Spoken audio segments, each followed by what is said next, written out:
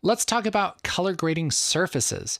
These are kind of the most rock star fun things when it comes to color grading. For some of them, it kind of feels like you're driving a spaceship. Let's take a look at what a color surface is and kind of the ideas behind it. So quick Google search will show you all of these things with these kind of trackballs on a great big panel. Now we're going to get into specifically what all these different kind of controls do when we jump into more of the interface of Resolve, but you can see there are a whole bunch of different options, all the way from a little tiny guy like this to a giant, spaceship control panel. And these range from, $200 or $300 all the way up to $30,000. But here's the good news. You don't need one of these, especially if you're just getting into color.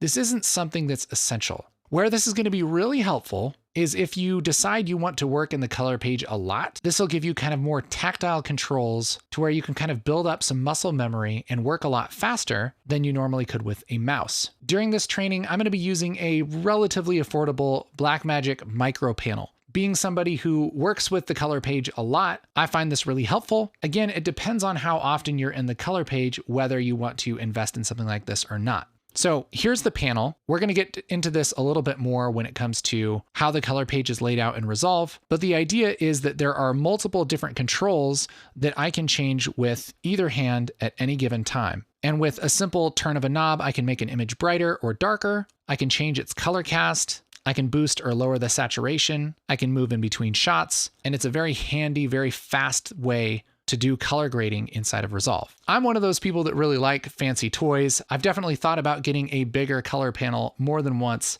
And if you have a chance to play around with them, they are a lot of fun. Again, if you're just starting out, I would recommend making sure that you really like color before you kind of drop some money. But it's pretty hard to go wrong with something like the micro panel or even the Blackmagic mini panel when it comes to color grading in Resolve.